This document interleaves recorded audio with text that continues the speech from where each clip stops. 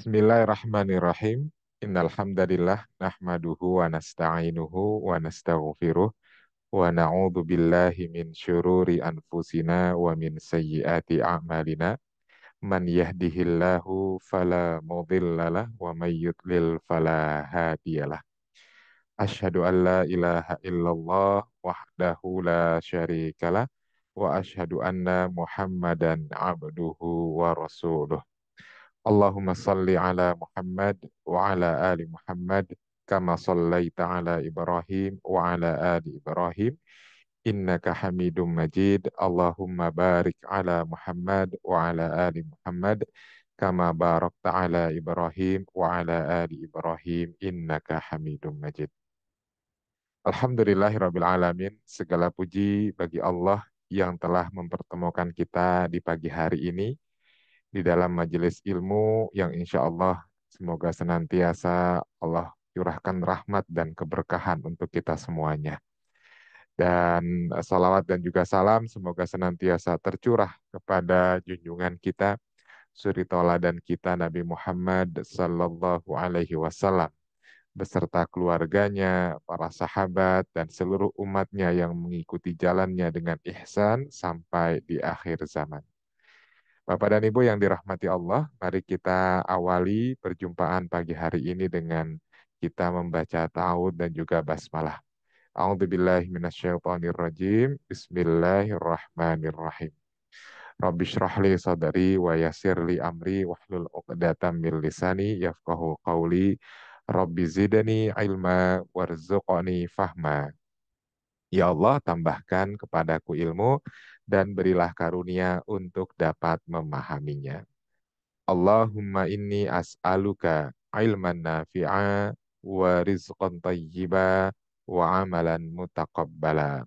Ya Allah, aku memohon kepadamu ilmu yang bermanfaat, rezeki yang baik, dan amalan yang diterima. Allahumma anfa'ni bima 'allamtani wa 'allimni ma yanfa'uni wa zidni ilman. Ya Allah, berilah aku manfaat pada apa yang telah Engkau ajarkan kepadaku.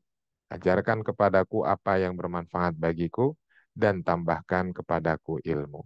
Amin, amin, ya Rabbal Alamin. Alhamdulillah. Semoga dengan doa-doa yang kita panjatkan barusan, Allah senantiasa mengkaruniakan keberkahan dan ilmu yang bermanfaat. Baik, Alhamdulillah. Gimana kabarnya Bapak Ibu pagi hari ini? Sehat-sehat semuanya? Alhamdulillah. Alhamdulillah. Alhamdulillah.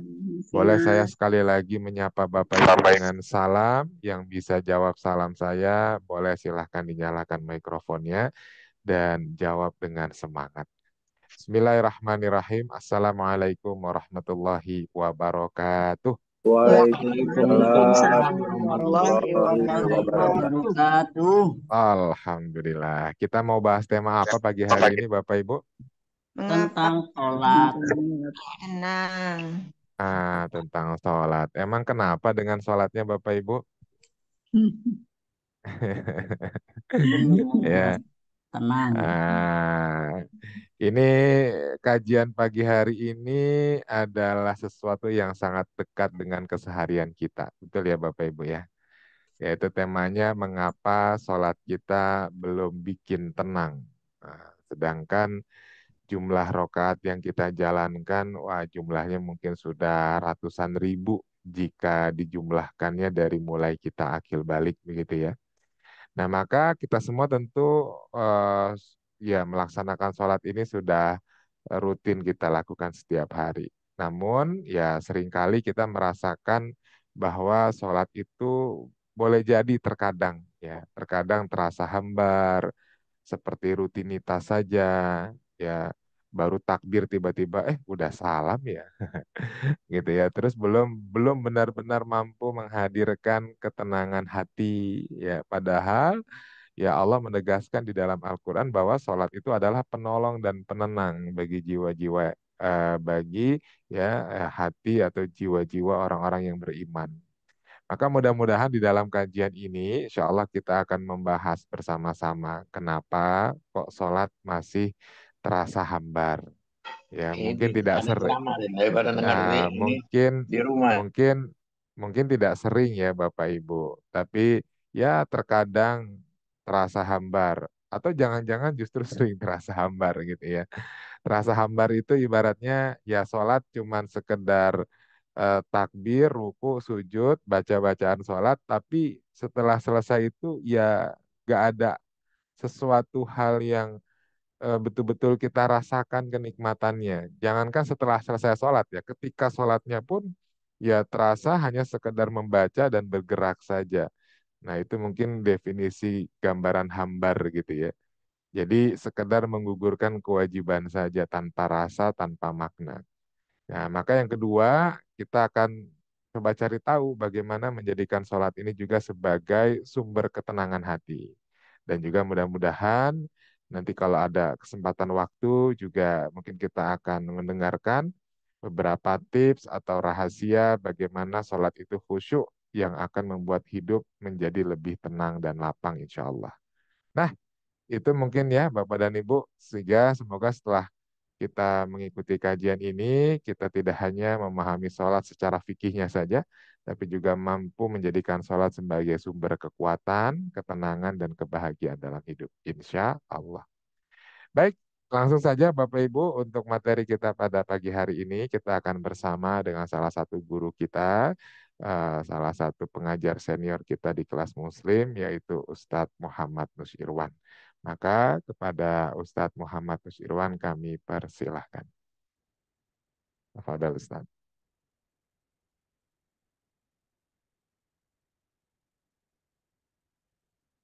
Terima kasih, Kemas. Bismillahirrahmanirrahim. Assalamualaikum warahmatullahi wabarakatuh. Waalaikumsalam warahmatullahi wabarakatuh. Warahmatullahi wabarakatuh.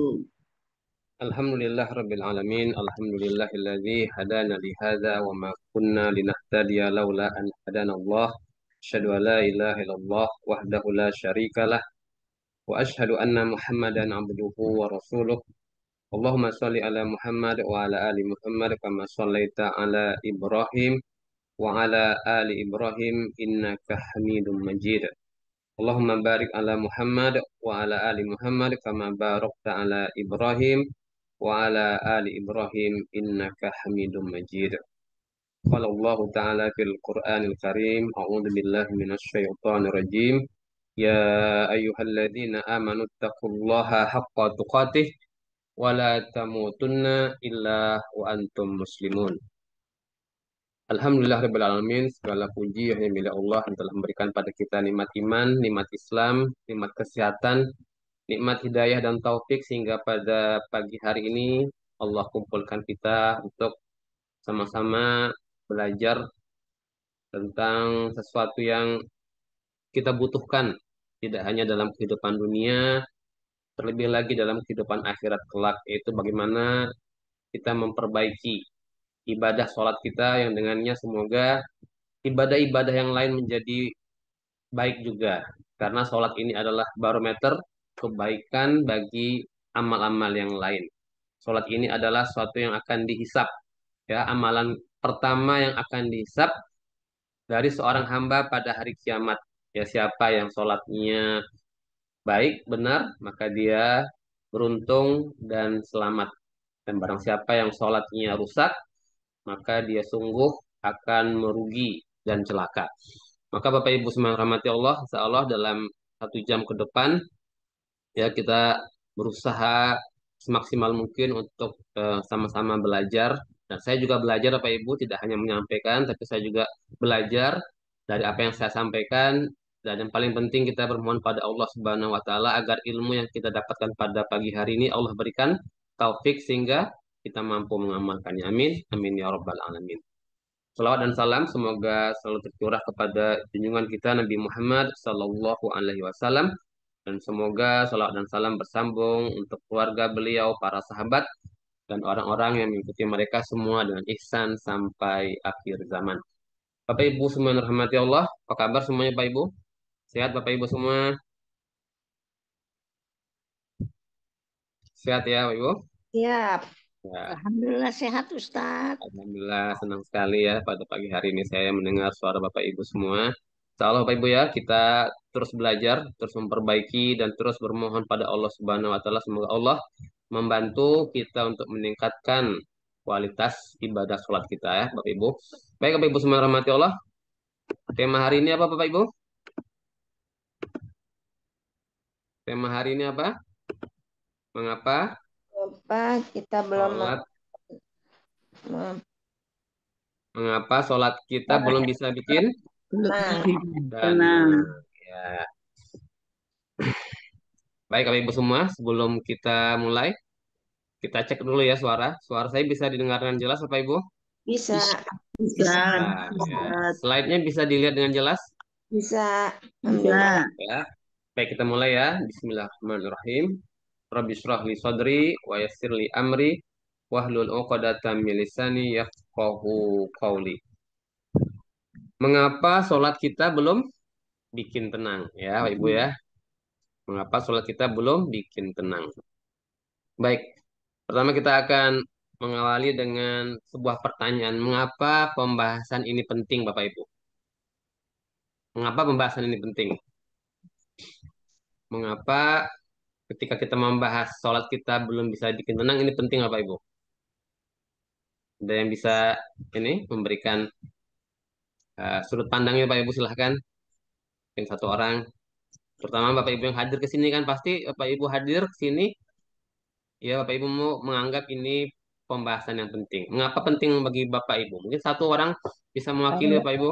karena ketenangan merupakan kebahagiaan dalam hidup. Iya, ya. Terima kasih Bu ya. Betul ya. Karena ketenangan merupakan kebahagiaan dalam hidup. Ya. Banyak orang yang berusaha mencari kebahagiaan, yang sesungguhnya dia cari adalah ketenangan. Ya.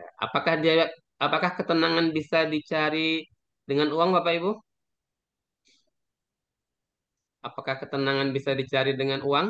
Tidak selamanya. Selamanya, Tidak tidak sama ya. selalu. Ya, ada orang yang punya uang, kemudian dengan uang itu dia pergi ya, dia pergi ke klub malam atau mungkin ke tempat-tempat anggaplah ya tempat-tempat eh, di malam hari di situ ya dia bisa mendapatkan kebahagiaan. Apakah saat itu dia tenang Bapak Ibu? Apakah saat itu dia bahagia di Iya, tempat itu? sementara. Ya, betul ya. Sementara Bapak Ibu ya, sementara. Jadi banyak orang yang tertipu. Tertipu, dia kira dia mendapatkan kebahagiaan dengan uangnya, dia dapat kebahagiaan dengan hartanya, dapat kebahagiaan dengan jabatannya ya. Ternyata kebahagiaan itu hanya apa? Sementara. Sementara. Ya, sementara. Setelah apa yang dia nikmati selesai, maka sebaliknya yang dia dapatkan adalah ya Kegalauan. ketidakbahagiaan. Dalam bentuk apa? Tidak tenang. Ya, kalau orang hanya menyandarkan uang sebagai ya sebagai apa? Uang dia hanya menyandarkan uang. Dengan uang itu dia yakin bahwa di situ ada ketenangan. Sekarang pertanyaannya apakah orang yang punya uang banyak tenang apa Ibu? Iya, kalau ada uangnya. Itu Uang ya. habis tidak tenang lagi. Ya ada orang punya uang takut uangnya Hilang. hilang, uangnya dicuri. Ya, ada orang punya jabatan takut jabatannya ini ya Copot. dicopot, dimutasi dan seterusnya seperti itu. Jadi ya banyak manusia itu ingin mencari yang disebut ketenangan, ya ingin mencari kebahagiaan. Namun kadang tidak semua orang tahu di mana kebahagiaan, ketenangan itu didapatkan. Sumber. Ya, maka nanti kita lihat bahwa ternyata Allah meletakkan kebahagiaan, ketenangan itu pada sesuatu ya, ada sesuatu. Nah, sekarang kita mulai ya Bapak Ibu semua yang rahmati Allah. Jadi di awal ya tadi kita bahas mengapa poin ini penting karena ya kita membutuhkan ketenangan. Di mana ketenangan adalah bagian dari kebahagiaan dalam hidup dan semua orang pasti ingin mendapatkan kebahagiaan. Kebahagiaan. Nah, Allah Subhanahu wa taala meletakkan ya ketenangan itu ada di mana Bapak Ibu? Ya, Allah yang menciptakan kita dan menciptakan alam semesta. Dan Ya semua tidak ya. kebahagiaan itu ketenangan datangnya dari Allah. Dan Allah meletakkan ketenangan itu di mana Bapak Ibu? Di dalam hati. Ya, dalam hati. Nah, dalam hati itu ketika dalam kondisi apa hati itu merasa menjadi tenang, kata Allah. Masih Salat. ingat? Mana? Dan waktu dekat dengan Allah. Ya, baik ya. Nanti kita bacakan ya. Kita bacakan Ketika kita rumusnya ya. mengingatnya. Betul sekali ya. Ini adalah sebuah kaidah besar ya, sebuah kaidah besar dalam kehidupan ya, dan tidak ada ketenangan yang hakiki, tidak ada ketenangan yang sesungguhnya kecuali dengan ketenangan yang ini. Karena Allah hanya meletakkan ketenangan pada ya pada poin ini. Allah Subhanahu wa taala berfirman, "Ala bizikrillahi tatma'innul qulub." Ingatlah ingat ya, hanya dengan mengingat Allah hati akan Tenang. menjadi tenang ya. Tadi kita sudah bahas ya, banyak orang mendapatkan ketenangan dengan hartanya, dengan kesenangannya, dengan rumahnya, dengan jabatannya, tapi ketenangan itu hanya sementara. Tapi ketenangan yang ya sungguh, yang betul-betul tenang itu adalah karena seorang mengingat Allah. Nah, seorang akan banyak ya mengingat Allah di mana? Di ibadah apa Bapak Ibu? Di ibadah sholat. Ya, makanya Allah menjadikan ibadah sholat ini untuk apa? Untuk mengingat Mengingat Allah. Allah ya. Allah berfirman, Innani anallah la ilaha illa ana fa'budni wa aqimis sholata apa? Lidzikri. Ya, sungguhnya aku adalah Allah, tidak ada ilah, tidak ada Tuhan yang berhak disembah kecuali aku, maka sembahlah aku dan ya dirikanlah sholat untuk apa? Salat. Untuk mengingat aku. Tadi kita tahu ya bahwa hanya dengan mengingat Allah hati akan menjadi Tenang. tenang. Maka orang yang dalam sholatnya dia gunakan sholatnya untuk mengingat Allah, maka hasilnya apa? Hatinya Tenang. tenang dan dia mendapatkan kebahagiaan. Nah, pertanyaannya, mengapa justru seringkali ya sholat kita terasa hambar? Terasa hambar. Baik ya. Nah, Bapak Ibu semua ini masakan apa Bapak Ibu? Ini apa masakannya Bapak Ibu? Kira-kira apa nih? Capcay. Hah? Capcay. Capcay. Ya, anggaplah ini Sop ya bakso. sop ya, sop ya. Sop Nah, bakso. sop bakso ya. Kalau Bapak Ibu melihat dari masakan ini kira-kira lezat nggak Bapak Ibu? Luar biasa. Luar biasa ya, nikmat ya Bapak Ibu ya. Iya, Iya. ngiler kan. Nikmat. Nah, kalau masakan ini ya disajikan dengan sebegitu menarik, tapi lupa, yang masak lupa. Lupa masukkan bumbu kan. Bumbunya apa aja Bapak Ibu? Kalau bikin sop? Garam. Ada Garam apa lagi? bumbu saset. Bumbu saset ya. Nah, dan seterusnya. Ya, saking asiknya dengan tampilan, lupa memasukkan bumbu. Bumbu. Nah, ya masakan dengan sajian yang ya seindah ini, ketika tidak ada bumbu gimana rasanya Bapak Bu? Hambar. Hambar.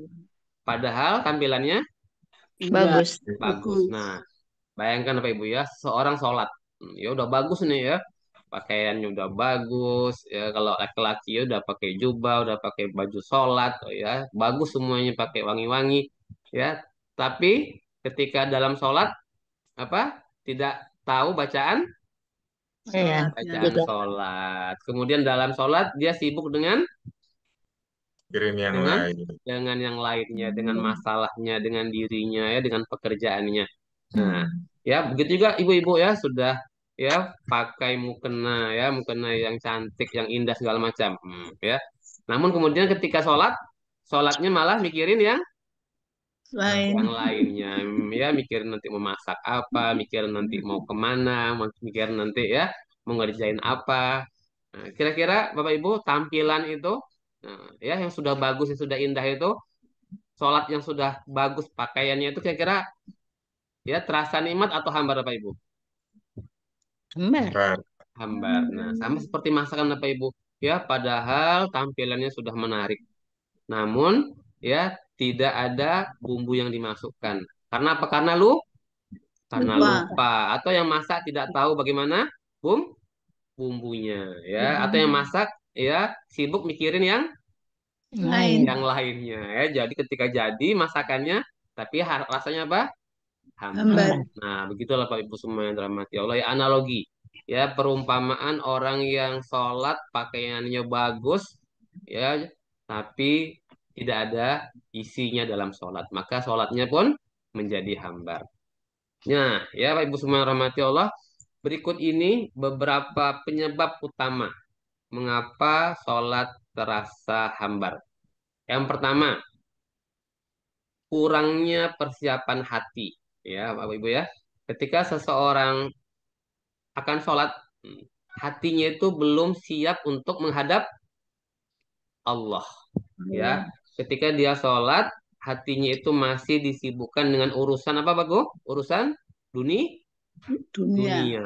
Ya, dia masih sibuk dengan pekerjaan, tiba-tiba sholat. Ya, masih sibuk dengan masakannya, tiba-tiba sholat. Ya, masih sibuk dengan ya urusan dunia, dengan apa yang dia tonton segala macam. Tiba-tiba dia kemudian pergi sholat. Ya, Sholat. sehingga ketika dia menghadap Allah, dia masih menghadap dengan urusan Dunia. dunianya. Sehingga dia tidak, hatinya tidak bersiap-siap untuk menghadap Allah. Dia tidak sadar bahwa dia sedang berhadapan dengan Allah. Maka penting Bapak Ibu, pertama kali apa, untuk melakukan persiapan hati. Ya, ini yang sering terjadi, kurangnya persiapan hati. Makanya dalam sholat itu ada azan ya, ketika azan ada jeda waktu. Ketika seorang azan, ya ketika kita mendengar azan, maka di situ ya kita tinggalkan. Ya, apalagi ini kalau kalau di hari Jumat itu perintahnya fas'au ya. Ya. Wazarul baik ya, tinggalkan segala kesibukan. Ya, wazarul baik ya, fas'au ila zikrillah, maka bersegeralah engkau untuk ya untuk menunaikan sholat, mengingat Allah ya, wazarul baik, dan tinggalkan seluruh ya apa yang membuat engkau sibuk dari urusan dunia. Tinggalkan jual beli. Nah, Bapak Ibu semua yang dirahmati Allah, hendaknya ketika azan ya, azan datang, maka kita langsung tinggalkan urusan urusan dunia, dan kemudian hati kita mulai bersiap-siap untuk menghadap Allah. Nah, ini yang yang kita perlu sadari, bahwa kenapa sholat kita hambar, karena kurangnya persiapan hati. Kemudian yang kedua, selama ini kita hanya menjadikan sholat sebagai apa, Pak Ibu? Sebagai rutinitas ya, sebagai kewajiban ya, yang sudah kita hafal dari kita kecil, hanya sebagai rutinitas kewajiban. Selesai sholat, selesai gugur kewajiban ya, kita belum merasa sholat sebagai kebutuhan. Kita butuh loh sholat itu. Nah, ya, nah panjang ya, selama kita menganggap itu hanya sebatas rutinitas, maka ya sholat itu hanya menjadi sebuah gerakan tanpa makna ya. Tapi kalau kita menjadikan kebutuhan, maka kita sungguh-sungguh ya mempersiapkan sholatnya dengan baik. Ketika kita membaca bacaan sholat, bacaannya kita pahami dengan baik. Ketika kita melakukan gerakan sholatnya kita maknai dengan baik. Maka ini adalah sholat sebagai kebutuhan. Namun selama ini sholat kita masih sebatas rutinitas. Ya, kemudian penyebab sholat terasa hambar yaitu juga apa? Kita kurang memahami bacaan sholat. Ya, bacaan sholat itu mengalir dari lisan kita secara otomatis. Ya, mengalir secara otomatis tanpa kita pahami apa yang kita baca, tanpa kita mengerti apa yang kita ucapkan, tanpa kita hayati apa yang kita ya kita baca. Nah, ini yang kemudian menjadikan sholat itu hanya sebagai rutinitas tadi ya. Nah, dia hanya sebagai penggugur kewajiban saja, tapi bacaannya tidak kita pahami. Kemudian yang keempat, kita ya kurang mujahadah melawan nafsu. Mujahadah itu artinya bersungguh-sungguh melawan nafsu. Nah, apa yang terjadi di dalam sholat itu ya sangat terpengaruh dengan apa yang terjadi di luar sholat. Ketika seseorang ya dalam kehidupan kesehariannya selalu memperturutkan nafsunya, ya selalu memperturutkan nafsu untuk bermaksiat kepada Allah, maka dia akan susah untuk bisa menikmati sholat. Kenapa? Karena maksiatnya itu menghalangi dia dari apa? Dari kehusukan. Maksiat dia itu menghalangi dia dari dia memahami bacaan. Ya, dari dia menyadari dia sedang berhadapan dengan Allah. Kenapa? Karena maksiat itu ya menghalangi seorang untuk apa? Untuk menjalankan ketaatan. Nah, maka ketika seseorang mampu melawan nafsunya, maka ini akan sangat membantu dia untuk menikmati sholatnya. Ya, kemudian salah satu penyebab sholat rasa hambar, apalagi yaitu seorang sering diganggu apa? Dengan siapa? Dengan Setan. setan ya, setan khanzab. Nah, setan ini selalu datang pada orang yang sholat. Kemudian setan ini membisikkan, ya uzkur kaza, ya ingat ini, ingat ini, ingat ini. Maka seorang ketika di luar sholat, dia belum ingat apa-apa ya, dia belum ingat apa-apa. Namun di dalam sholat dia baru baru mulai teringat. Oh iya ya, nah, tadi belum ini ya, belum ngerjain ini. Oh iya tadi ya lupa ini. Oh iya tadi belum ditutup. Oh iya tadi belum diantar. Nah, ya jadi ingat-ingat ya, banyak yang dia ingat di dalam sholatnya. Nah, siapa yang membisikkan ini Bapak Ibu? Setan. Setan ya. Maka Bapak Ibu semua yang dirahmati Allah, di dalam ya kita akan memulai sholat. Ketika akan memulai sholat, maka sebelum kita membaca apa Al-Fatihah, kita di apa disadarkan apa membaca apa Nas. membaca sebelum membaca Ta'awud. Al-Fatihah ta'awud ya Ta'awud. billahi samil alimi minasyaitonir rajim ya, atau lebih panjang lagi a'udzubillahi samil alimi minasyaitonir rajim min hamzihi wa nafthihi wa nafsih. Artinya sederhana apa? A'udzubillahi minasyaitonir rajim. Itu yang bacaan yang singkat. Nah, ini adalah upaya kita agar apa? Agar ketika kita sholat, kita tidak diganggu oleh setan. Nah, ya Bapak Ibu semua yang dirahmati Allah, inilah beberapa poin mengapa sholat kita menjadi hambar. Nah, sekarang kalau satu persatu kita perbaiki ya Bapak Ibu ya, satu persatu kita perbaiki, maka insya Allah sholat kita menjadi lebih baik lagi. Baik Bapak Ibu semua yang dirahmati Allah. Nah, sekarang kita sudah tahu apa yang menjadi hambar ya, apa yang membuat sholat kita menjadi hambar. Dan kita sudah tahu bahwa sumber ketenangan yang sungguhnya adalah ketika seorang mengingat Allah. Dan Allah menjadikan sholat sebagai sebuah ibadah untuk mengingat dirinya. Maka seseorang sungguhnya ketika dia bisa sholat dengan baik, maka pasti dia akan mendapatkan ketenangan hati. Nah, sekarang bagaimana menjadikan sholat ya sebagai sumber ketenangan hati ya, agar sholat menjadi sumber ketenangan. Pertama, pahami tujuan sholat. Apa Bapak Ibu? Tujuan sholat ya. Apa tujuan Allah agar kita mendirikan sholat? Tujuannya apa? Tadi sudah kita sampaikan. Apa tujuannya? Ketenangan hati. Ya, tujuannya apa? Tujuannya sholat tadi? Ingat? Innani anallah. Sungguhnya aku adalah Allah. Tidak ada Tuhan yang berhak disembah selain aku. Maka ya dirikanlah sholat untuk siapa? Untuk apa? Dirikanlah sholat untuk apa? Untuk mengingat. Ingat aku. Maka tujuan sholat yang utama apa Bapak Ibu? Untuk apa? Untuk mengingat Allah. Ya, ditulis ya Bapak Ibu ya.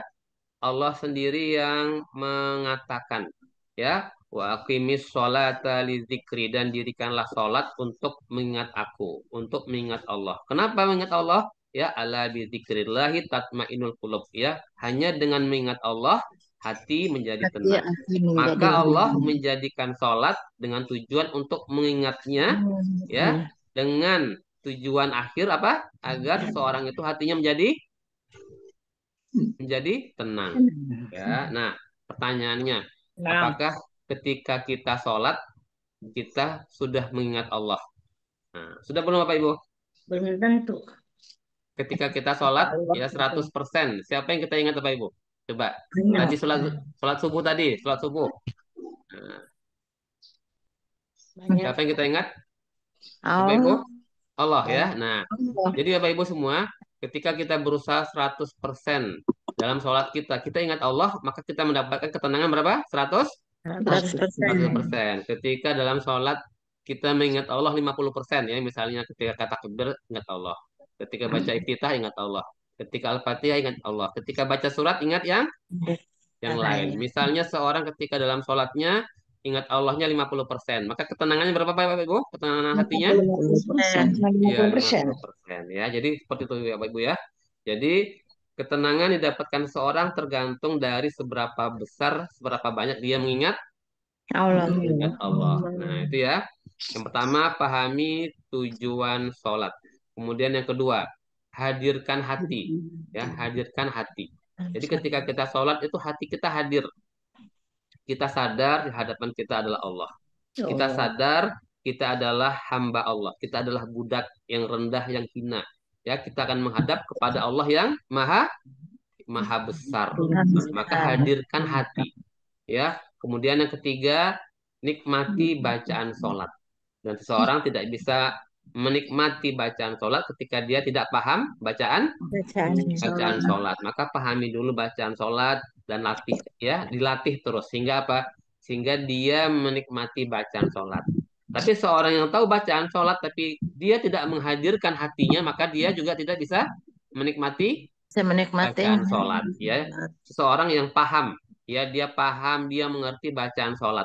Tapi ketika sholat dia tidak menghadirkan hatinya, maka dia juga tidak bisa menikmati bacaan sholat. Maka yang tadi yang pertama, hadirkan hati. Ketika hati sudah hadir, ya kemudian kita paham bacaan sholat, maka disitulah kita bisa apa? Menikmati bacaan sholat. Nah, kemudian setelah kita menikmati bacaan sholat, rasakan sholat sebagai tempat apa? Istirahat. Istirahat. Maka Rasulullah Shallallahu Alaihi Wasallam yaitu berkata kepada Bilal, ya Bilal, arihna bis sholah. Wahai Bilal, istirahatkanlah kami dengan apa? Sholat. Dengan sholat. Ya, seorang yang dalam kehidupan dunia ini semua orang pasti akan diuji, ya. Semua orang pasti akan diuji. Dan ketika diuji, ya seorang lelah, capek, ya, letih. Nah, maka dia butuh tempat istirahat. Ya, tempat istirahat yang terbaik sesungguhnya bagi seorang muslim di mana Bapak Ibu? Ketika dia sholat. Ya, ini semestinya ya. Maka setelah kita menikmati bacaan sholat, kita jadikan ya, kita rasakan sholat itu sebagai tempat istirahat. Ya, nah setelah selesai maka kita juga perlu menjaga konsistensi ya, zikir mengingat Allah setelah sholat. Nah, maka ada nggak Bapak Ibu setelah sholat orang langsung pegang HP ada? Ada. Nah, ini bikin sesuatu ya, bikin kemudian dia nggak tenang. Dia sudah bagus ya, udah bagus, sholatnya udah bagus. Tapi ketika ya assalamualaikum warahmatullah langsung pegang. Oh ya, Bapak Ibu ya, ada yang pernah seperti itu? Iya, lupa ya tadi ya. Lupa ya. Belum dijawab. Nah ini ya, ini juga salah satu yang membuat ketenangan itu jadi tidak datang lagi ya, tidak datang, sudah mau datang kan, tapi ya kita kemudian mengabaikannya. Maka zikir setelah sholat yang pertama kali apa Bapak Ibu ucapannya? Ketika kita selesai sholat, apa ucapan yang pertama kali? Astagfirullah. Iya, astagfirullah, ya. Astagfirullahnya dibaca berapa kali? 3 kali. 3 kali ya. Ya Allah, aku mohon ampun kepada Engkau. Ya, aku mohon ampun kepada Engkau. Aku mohon ampun kepada Engkau. Ya, mengapa kita memohon ampun kepada Allah ketika selesai sholat? Bukankah kita baru selesai melakukan ibadah? Tapi kenapa kita minta ampun?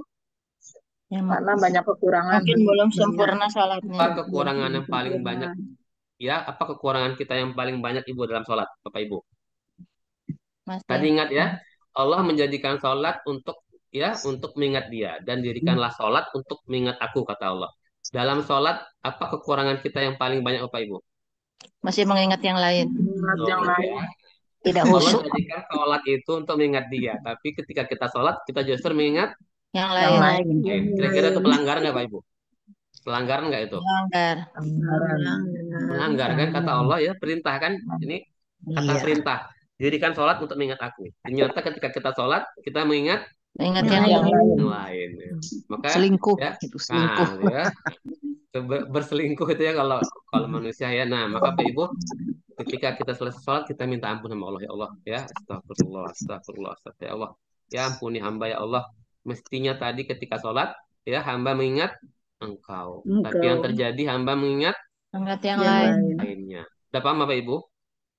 Paham. Nah, makanya ketika Paham. kita selesai sholat, ya kita takut sama Allah, kita beristighfar minta ampun. Nah, tapi yang terjadi apa? Setelah sholat, pegang apa? Pegang HP. HP. Pegang HP langsung ya. Maka udah, ketenangan itu tidak akan kita dapatkan. Karena apa? Karena kita mengingat siapa? Yang lain. Mengingat yang lain. Apa tadi rumusnya? Ketenangan hati dengan mengingat siapa? Ingat Allah. Dengan mengingat Allah ya. Nah, ini ya. Jadi ini adalah poin-poin ya. Nah, beberapa poin ini kalau kita lihat ini sederhana nggak Bapak Ibu? Sederhana banget ini. Tapi susah melaksanakan. Ya, ya kita mencoba untuk menyampaikan, menyajikan sesuatu yang sederhana. Sederhana untuk dipahami, sederhana untuk ya untuk dilakukan. Nah, walaupun tidak mudah untuk Tidak mudah dilakukan. mengerjakannya, ya, tidak mudah untuk mengerjakannya. Tapi ini mungkin nggak Bapak Ibu semuanya ini? Mungkin nggak untuk dikerjakan? Insya Allah. Insya Allah ya. Nah, bukan Ya. sesuatu yang ya harus harus bayar ya, harus keluarkan duit. Ini ada nggak? Ini ada bayar nggak Bapak Ibu? Nggak Keluarkan ada. duit atau gratis? Gratis. Gratis ya. Jadi sebenarnya seseorang itu ketika dia mencari ketenangan, dia harus bayar atau gratis Bapak Ibu? Dia Tidak. bisa dia bayar atau dia bisa dapatkan dengan gratis? Ketika seseorang ingin mencari ketenangan, dia harus bayar atau Gratis. dia bisa mendapatkan yang gratis? Yang Gratis. gratis ya. Jadi Allah Subhanahu wa taala itu sangat baik. Allah sudah menjadikan sumber ketenangan itu tidak perlu bayar, gratis. Nah, ya. Nah, inilah ya. Ini adalah kaidah besar. Ya, ini adalah kaidah besarnya ala bizikrillahi tatmainnul qulub. Ingatlah hanya dengan mengingat Allah hati Tenang. menjadi tenang. Ya, tidak ada ya. Allah bilang hanya. Kalau hanya berarti pengecuh ya Satu-satunya. satu-satunya.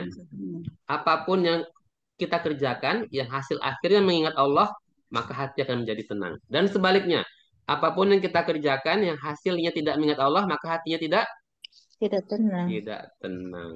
Ya, nah Bapak Ibu semua rahmati Allah itu ya poinnya ya. Nah sekarang kita sebutkan ya, apa rahasia sholat khusyuk yang membuat hidup lebih lapang? Ya, pertama hadirnya hati. Ini ya Ibu ya, ini yang paling sulit seseorang itu untuk mengerjakan ketika sholat. Kuncinya bukan panjang pendeknya bacaan, tapi hadirnya hati saat sholat. Kalau hati sadar, ia sedang berdiri di hadapan Allah, maka otomatis rasa sesak hilang diganti lapang. Semua ya. Ya Rasulullah Shallallahu Alaihi Wasallam bersabda, seseorang hanya mendapat dari sholatnya sesuai dengan kadar perhatiannya di dalam sholat. Ya, jadi yang pertama hadirnya hati. Jadi ini yang kita tulis ya Bapak Ibu ya, kita berikan perhatian ya. Apa yang harus kita lakukan dalam sholat? Yang pertama apa Bapak Ibu? Hadirnya hati. Hadirnya hati. Ini mudah atau susah Bapak Ibu? Perlu Ini penjelasan. ini sering kita dapatkan atau sering terlepas dalam sholat Bapak Ibu? Masih belajar. Ya, sering terlepas ya. Ya. Baik yang Iya. kedua ya, merasakan kerendahan di hadapan Allah. Nah, ada nggak orang yang ketika sholat dia masih sombong dengan dirinya ya? Lu nggak tahu siapa gue itu kan? Nah, lu nggak tahu siapa saya. Ada nggak Bapak Ibu? Ketika sholat dia masih membawa jabatannya.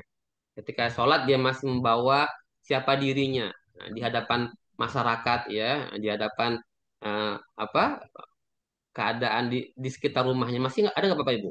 Ketika orang sholat dia masih membawa siapa dirinya, apa gelarnya, ya, apa prestasinya. Ada nggak Bapak Ibu seorang yang ketika sholat masih menyandang itu semua? Ada? Nah, Nah, ya, ketika orang kaya misalnya dia masih menganggap dirinya kaya. Ketika sholat dia masih menganggap dirinya kaya. Ya, ketika seorang pejabat dengan jabatan yang tinggi, ya, ketika sholat dia masih ya merasa dirinya dia seorang Hebat. pejabat.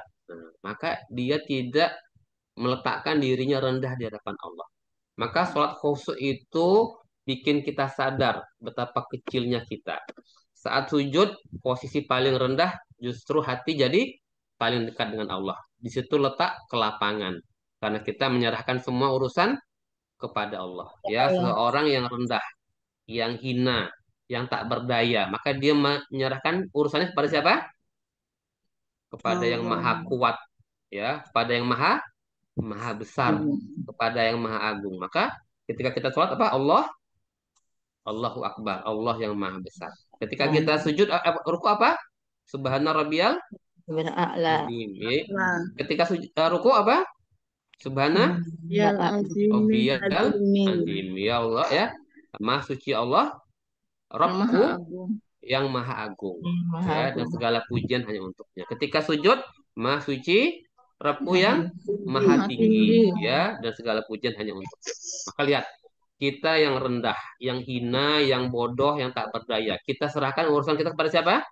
Pada Allah Pada Allah yang maha yang maha Maha besar. Agung. Allah maha besar. Ya, yang kita serahkan urusan kita pada siapa? Allah yang maha Maha agung. Agung. Subhana rabbiyal azim. Ya, kita Azim. serahkan urusan kita kepada Allah yang maha tinggi. Tinggi. Ya, subhana rabbiyal a'la. Alam. Ya, karena kita itu rendah, kita itu hina, bodoh, lemah, tak berdaya. Maka ketika seorang itu merasakan kerendahan di hadapan Allah, ya, maka di situ dia mudah untuk mendapatkan apa? Karena Kehusukan, ya, jiwa yang karena lapang.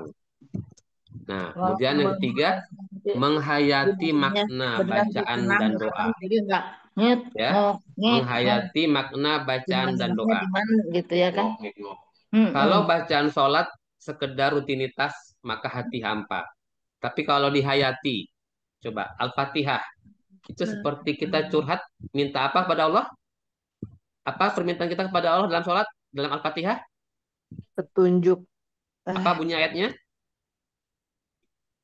Apa bunyi ayatnya kita minta pada Allah, kita merengek pada Allah, minta sesuatu yang paling kita butuhkan. Apa ayatnya? Bunyinya? Ihdinas syiratal Iya, mustaqim. bagus. Ya, betul Pak ya. Ihdinas siratal mustaqim. Ya Allah, tunjukkanlah aku jalan yang Yang lurusnya. Karena kita itu enggak bisa, enggak tahu jalan yang lurus kalau tidak Allah tunjukkan. Nah, ini adalah kita curhat, ya, minta petunjuk sama Allah. Ketika ruku, ya, subhana rabbiyal azim, ya, kita mengakui, ya, kebesaran Allah yang maha agung. Ketika sujud, kita apa? Kita mengakui Allah yang maha Tinggi. tinggi. Subhana rabbiyal a'la. Dan tempat, ya, posisi terdekat seorang hamba dengan Rabbnya di mana? Ketika dia Sujud. sujud. Maka kata Rasulullah, fa'aksirud doa, maka perbanyaklah apa? Doa. Sujud. Maka curhatlah, ya, curhatlah sebanyak-banyaknya kepada Allah di mana Pak Ibu? Ketika sholat di mana? Ketika sujud. Ketika sujud. Maka seorang itu ketika menghayati makna bacaan dan doanya, maka dia bisa menikmati, ya, menikmati sholatnya. Dia bisa merasakan sholat itu, ya, menjadi sholat, ya, suatu pertemuan yang indah.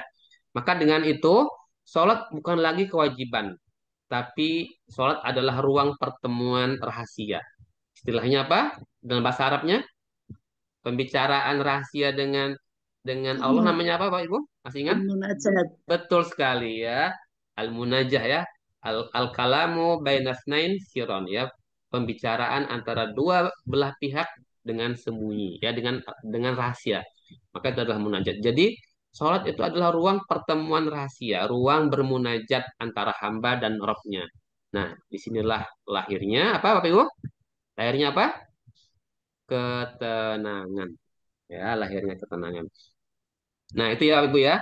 Jadi kata kunci untuk melatih sholat khusyuk, ingat, ya, tiga saja, ya, tiga saja kita bikin hal yang sederhana untuk diingat. Kata kunci untuk melatih sholat yang khusyuk pertama apa Bapak Ibu? Sadar, ya, pertama sadar. Kita harus sadar, ya, kita sedang berdiri di hadapan Allah.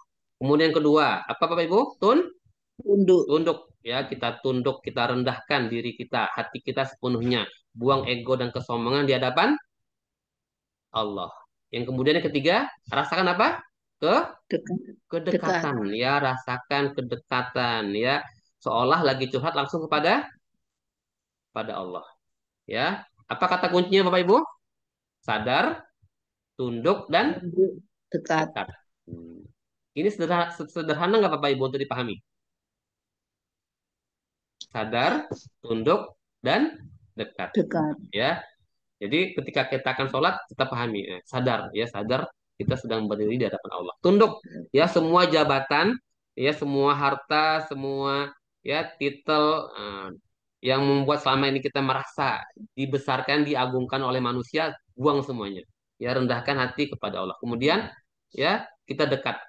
Bapak Ibu semua yang rahmati Allah, ketika seseorang ya sedang berbicara dekat dengan orang lain, kira-kira nada bicaranya ya suaranya tinggi atau suaranya pelan Bapak Ibu? Pelan. Pelan. Kalau Lembut. suaranya lagi tinggi, berarti ya misalnya Marah. seorang berada jauh dia suaranya pelan atau suaranya keras? Lembut. Keras. Keras. Nah, maka Bapak Ibu ketika kita ya sholat, suara kita suaranya keras atau suaranya lembut? Lembut.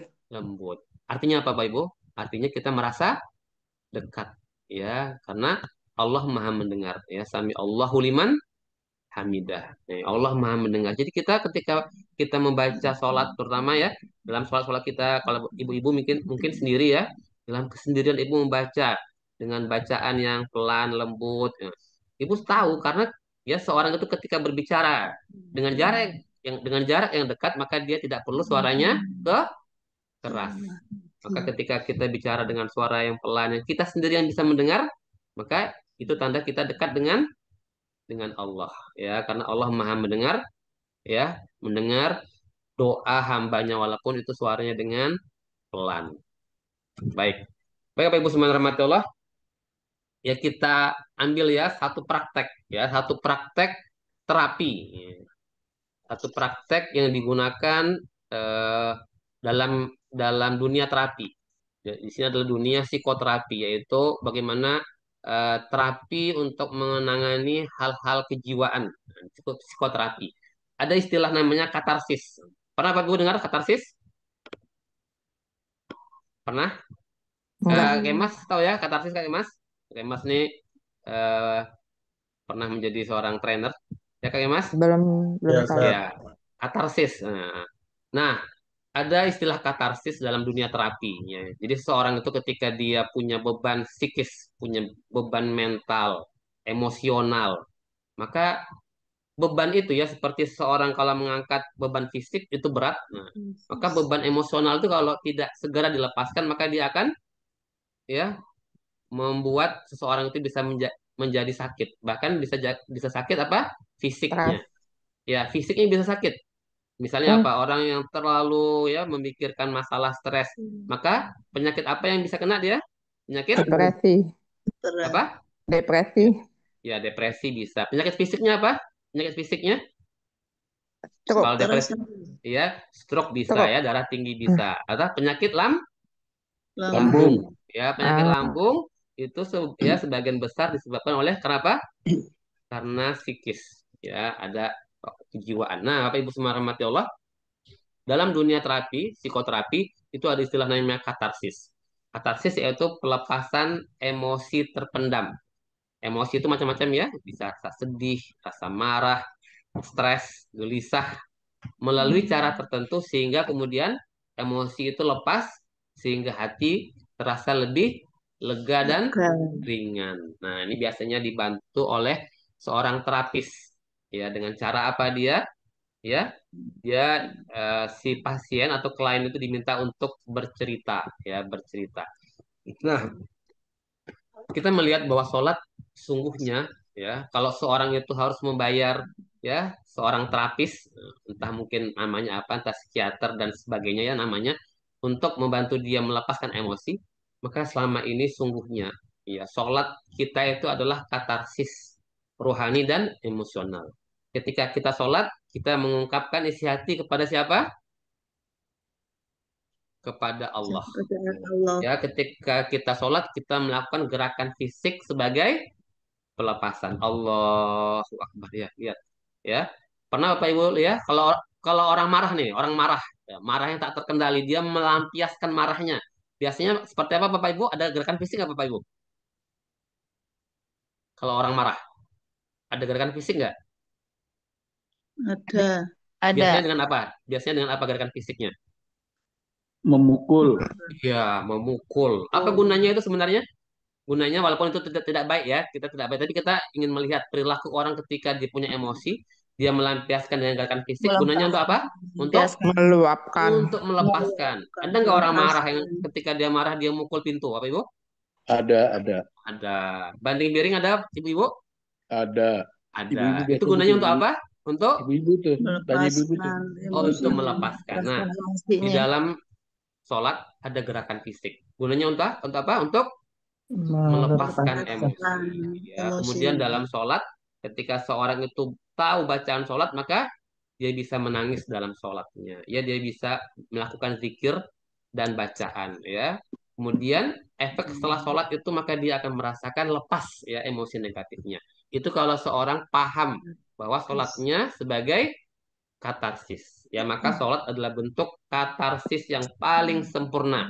Melepaskan beban batin sekaligus mengisi hati dengan ketenangan dari Allah. Ya, nah, ini karena saya seorang terapis, jadi ya kita tahu bagaimana sebenarnya sholat itu ketika dia bisa digunakan dengan baik, maka dia juga bisa bermanfaat sebagai terapis.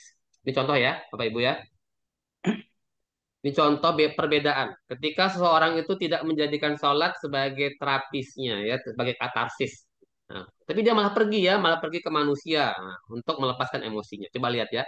Ini katarsis dalam psikoterapi. Artinya dia pergi ke seorang terapis untuk menerapi dirinya. Ini katarsis dalam sholat. Tujuan melepaskan emosi terpendam, marah, sedih agar hati lebih lega. Ya, ini tujuannya katarsis dalam psikoterapi. Kemudian dalam sholat melepaskan beban hati dengan menyerahkan semua masalah kepada Allah. Medianya apa? Kalau dalam psikoterapi curhat ya kepada terapis. Kalau dalam sholat apa? Membaca doa, bacaan sholat, zikir, sujud dan menangis dalam Salah. sholat. Ya. Kemudian responnya apa? Kalau dalam psikoterapi, terapis mendengarkan, ya. Kemudian memberikan umpan balik atau teknik mengolah emosi. Nah, dalam sholat apa? Responnya Allah mendengar langsung, memberi ketenangan, pahala, dan jawaban doa. Kemudian efek setelah terapis.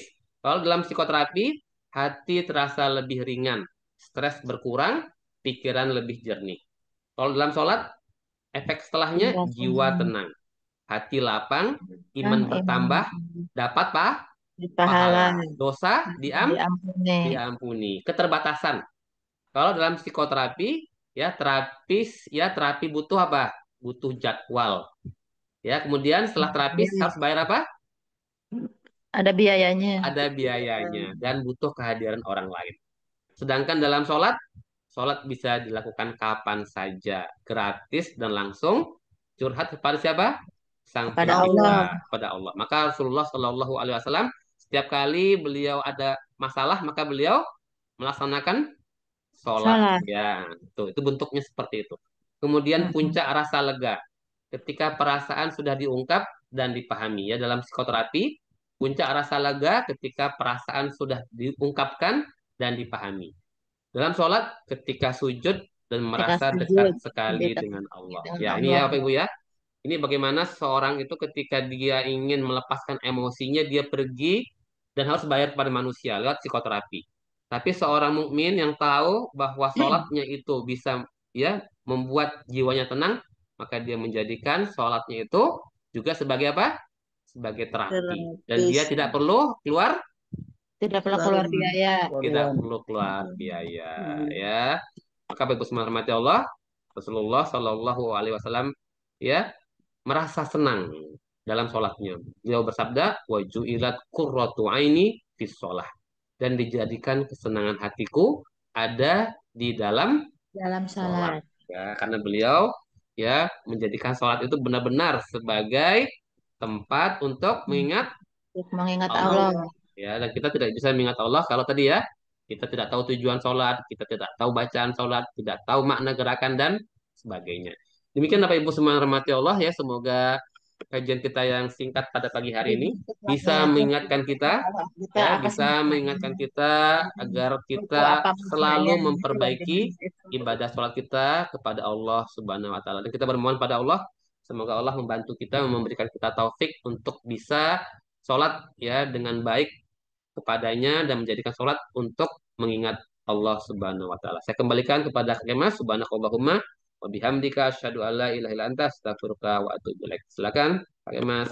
Ya, baik. Alhamdulillahirabbil alamin. Syukran jazakallah khairan katsiran Ustaz. Barakallah fik. Materinya sangat Sama-sama. ya, Bapak dan Ibu ya. Alhamdulillah. Baik, Bapak dan Ibu yang dirahmati Allah, kita masih ada waktu sedikit kalau misalkan nanti ada yang mau tanya jawab. Namun sebelum masuk kepada sesi tanya jawab, Alhamdulillah kita sudah menyelesaikan untuk materi kajian kita, mengapa sholat kita belum bikin tenang. Maka mudah-mudahan kajian ini bisa membangun kesadaran kita bahwa sholat itu bukan sekedar rutinitas, tapi ibadah yang seharusnya menjadi sumber ketenangan dan kekuatan hidup. Namun tentu ya materi ini tidak cukup sebagai bekal kita untuk betul-betul merasakan sholat yang lebih berkualitas, yang bermakna, yang membawa ketenangan. Itu perlu dilatih Bapak Ibu. Nah, perlu dilatih, perlu pembiasaan, perlu pengingat begitu ya. Nah, jadi terkadang kalau ikut kajian-kajian sholat yang cuma sejam, 2 jam, setelah itu selesai, semangatnya dapat, tapi sehari 2 hari kemudian hilang lagi.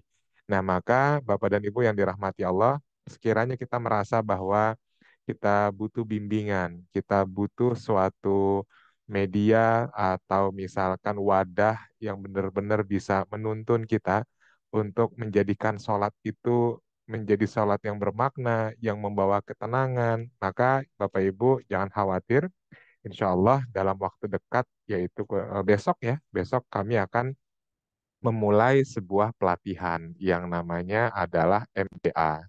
MBA menikmati berjumpa Allah. Nah, ini adalah sebuah pelatihan yang kami desain. Pematerinya adalah Ustadz Muhammad Nusyirwan. Didesain khusus untuk membantu Bapak dan Ibu meraih ketenangan hati dengan sholat yang lebih khusyuk dan bermakna. Dan pelatihan ini tentu tidak sekali 2 kali pertemuan. Jadi ada 6 kali pertemuan melalui online Zoom seperti ini dan 16 hari bimbingan melalui grup WhatsApp. Jadi selain melalui Zoom, ada grup WhatsApp yang juga akan terus menyampaikan, mengingatkan, sekaligus memberikan ilmu-ilmu tambahan, tugas-tugas harian yang itu kalau Bapak Ibu ikuti, Alhamdulillah banyak sekali yang sudah merasakan manfaatnya. Mohon izin ya Bapak Ibu, mungkin ini gambaran beberapa jamaah kami yang telah mengikuti program MBA dan mereka merasakan manfaatnya. Ini testimoni dari jamaah yang setelah ikut 16 hari program, setelah selesai ikut Zoom meeting pertemuan yang terakhir, kemudian kami tanya bagaimana perasaannya, bagaimana pengalamannya dengan sholat yang sudah dipraktekkan dari ilmu-ilmu yang sudah didapatkan, maka ini beberapa kesan-kesan mereka. Makin lembut rasanya waktu berdialog dengan Allah. Rasanya ketika sholat dari pelatihan ini, saya merasa lebih dekat. Susah lah diceritanya. Pokoknya alhamdulillah sangat bermanfaat buat saya. Lebih pengen terus berlama-lama sholatnya Ustadz. Alhamdulillah bersyukur banget. Ternyata dengan hal ini saya merasakan sekali. Merasa betul-betul saya sekarang menikmati sholat itu. Alhamdulillah tadi subuh saya baru menangisi gerakan saya. Jadi rasanya Allah itu makin dekat, makin di hadapan kita Pak Ustaz. Alhamdulillah, telah banyak saudara kita yang sudah merasakan manfaat dari program MBA.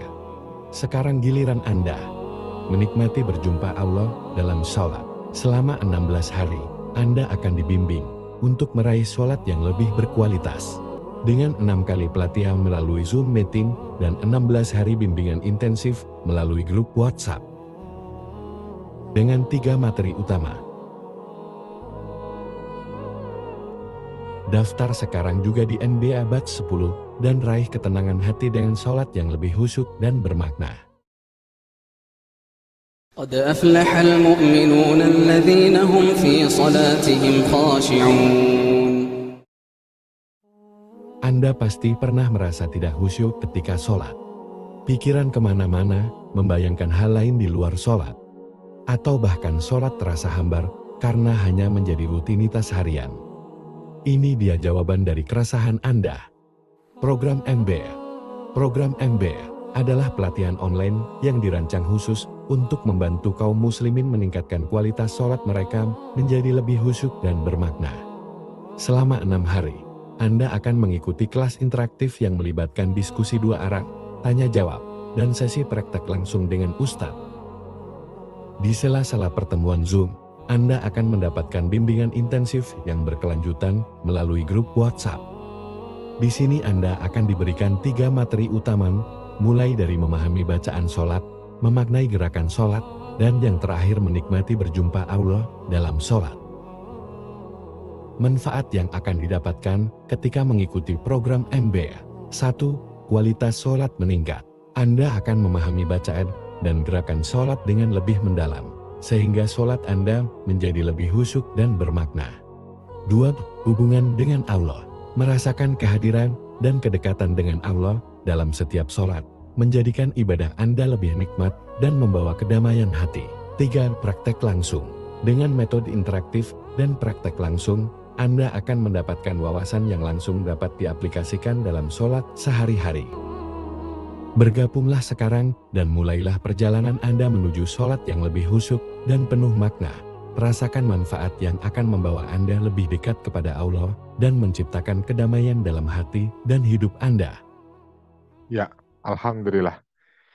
Baik, terima kasih Bapak dan Ibu telah bersedia untuk menyaksikan video penjelasan dari program MBA, karena memang video kami tidak bisa menjelaskan melalui lisan dengan menggambarkan bagaimana sesungguhnya program ini sangat bermanfaat untuk Bapak Ibu. Maka mudah-mudahan dari apa yang disampaikan oleh beberapa alumni-alumni kami sudah memberikan gambaran bahwa Alhamdulillah atas izin Allah melalui program ini, program yang berkesinambungan ya Bapak Ibu, nggak cuma sekedar ikut kajian sekali, kemudian langsung bisa merubah kualitas sholat kita, maka tentu perlu ada suatu program yang betul-betul membentuk kebiasaan. Nah, maka program MBA ini insya Allah mudah-mudahan jadi solusi.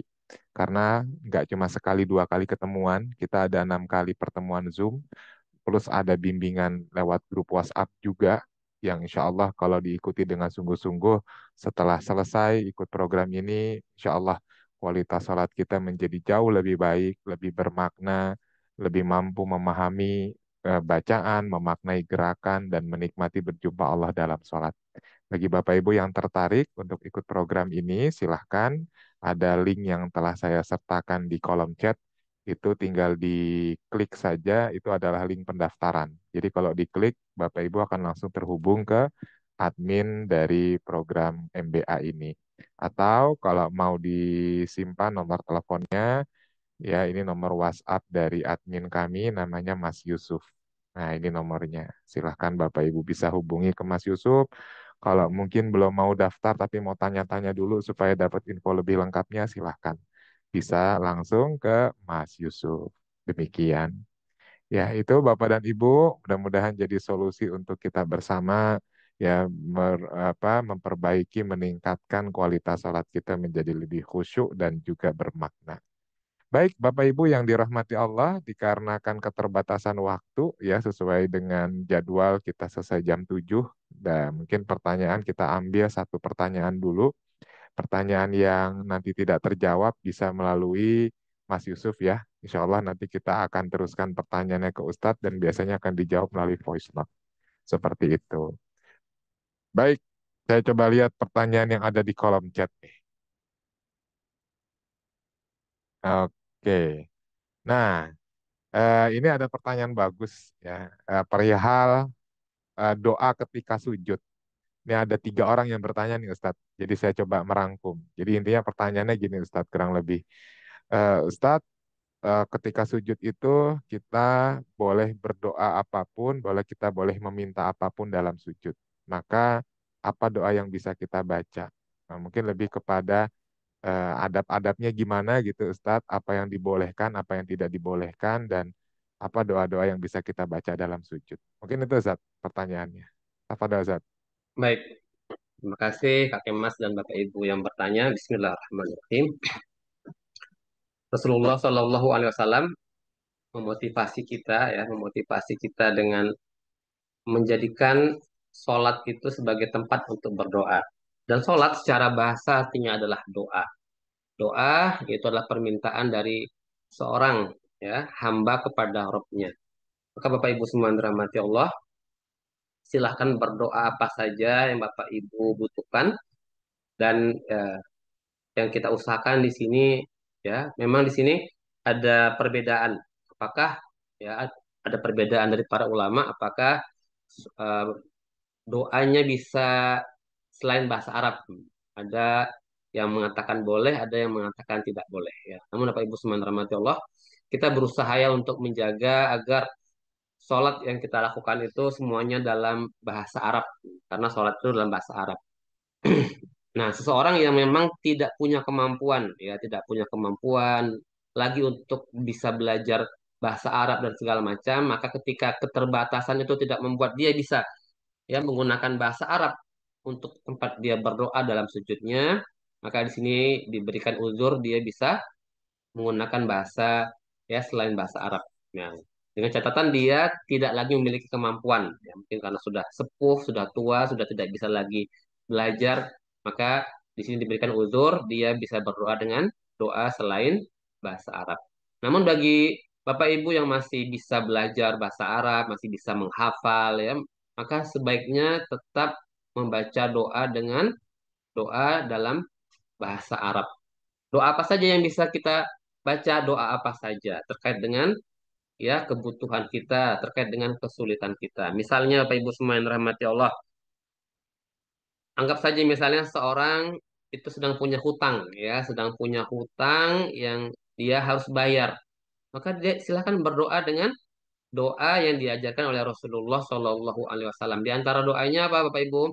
Allahumma kfini bihalalika an haramik wa aghnini bifadlika aman siwak. Ya Allah, ya. Allahumma kfini bihalalika an haramik. Ya Allah, cukupkanlah aku ya dengan apa-apa yang Engkau halalkan. Allahumma kfini bihalalika an haramik. Ya, sehingga aku terlepas dari apa-apa yang Kau haramkan. Wa aghnini bifadlika aman siwak. Ya Allah, berikanlah aku kecukupan dengan karuniamu sehingga aku tidak membutuhkan selainmu. Nah, ini adalah salah satu doa untuk menghapuskan hutang. Nah, jadi kita belajar ya, belajar doa-doa yang diajarkan oleh Rasulullah dan doa-doa itu singkat-singkat, pendek-pendek. Nah, kalau kita ingin doanya sapu jagat, kita bisa doa ya Allahumma atina fid dunya hasanah atau Rabbana atina fid dunya hasanah wa fil akhirati hasanah wa qina adzabannar. Ya Allah, anugerahkanlah kepada kami kebaikan di dunia dan anugerahkanlah kepada kami kebaikan di akhirat. Nah, bisa seperti itu. Atau kita ingin mendapatkan anak yang soleh, bisa kita ucapkan Rabbi habli minas solihin, Rabbi habli minas solihin.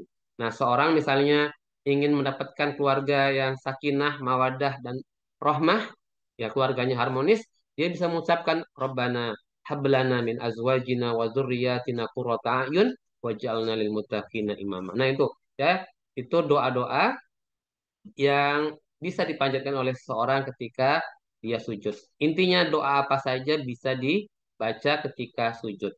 Yang penting dalam doa itu ada dua hal ya poinnya. Pertama, dalam doa itu tidak ada maksiat dan dalam doa itu tidak memutus silaturahmi. Ini ya, ini dua hal yang tidak boleh ketika seorang berdoa. Nah, di dalamnya ada maksiat dan di dalamnya ya memutus silaturahmi. Misalnya ya Allah, ya mudahkanlah hamba untuk bisa eh, korupsi misalnya itu kan. Nah, itu kan hal yang nggak bagus kan. Ya Allah, ya ini ada potensi uang nih untuk bisa umroh tapi uangnya bukan nggak jelas dari mana ya Allah mudahkan ya Allah.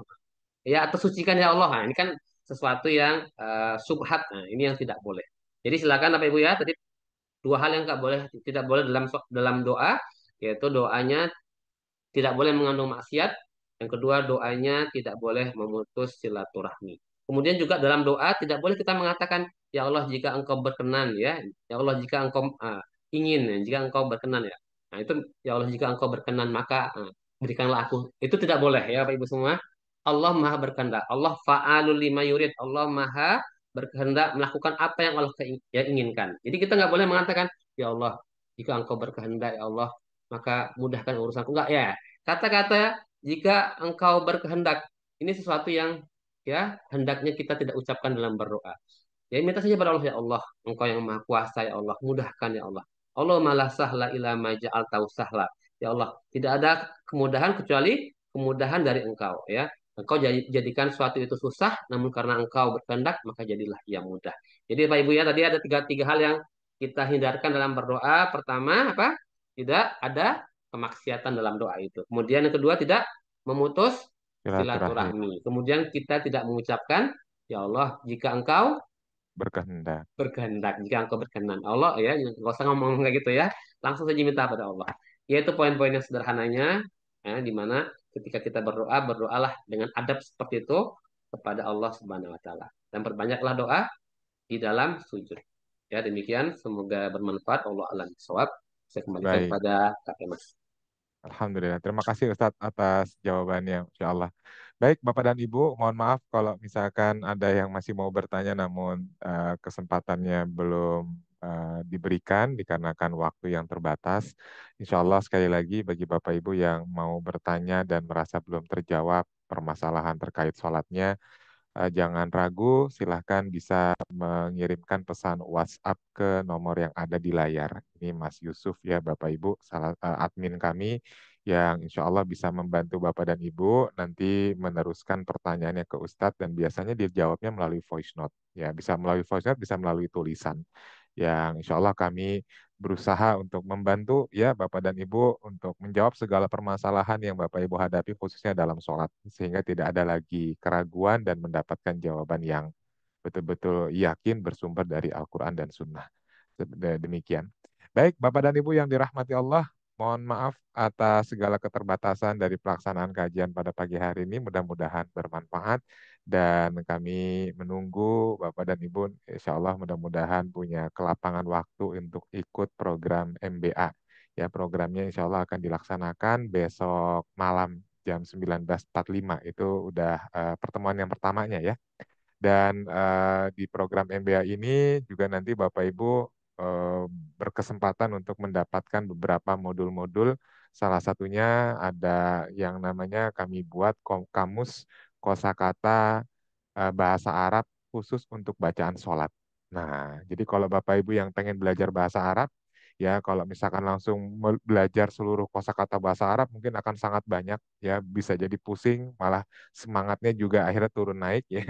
Tapi mulailah dari memahami bahasa Arab dari kata-kata yang biasa paling banyak kita gunakan. Apakah itu dalam sholat, atau misalkan bacaan Quran dari juz 30, dari surat-surat pendek. Nah, pelajari itu. Insya Allah nanti akan membantu kita lebih memahami bacaan-bacaan sholat ataupun bacaan surat-surat pendek yang sering kita baca. Nah, ini contohnya misalkan dalam dalam sholat ini sudah disiapkan ya per kata. Ya, jadi insya Allah membantu Bapak Ibu. Ternyata nggak banyak ya Bapak Ibu kosakata-kosakata yang harus kita hafal dalam bacaan sholat karena banyak pengulangan juga seperti itu ya. Oke, nah itu gambarannya. Terima kasih banyak Bapak dan Ibu. Syukron, jazakumullah khairan katsiran. Kita sama-sama tutup kajian kita pagi hari ini dengan mengucapkan hamdalah alhamdulillahirabbil alamin dan juga doa kafaratul majelis. Subhanakallahumma wa bihamdika asyhadu an la ilaha illa anta astaghfiruka wa atubu ilaik. Mohon maaf lahir dan batin. Selamat melanjutkan aktivitas. Wassalamualaikum warahmatullahi wabarakatuh.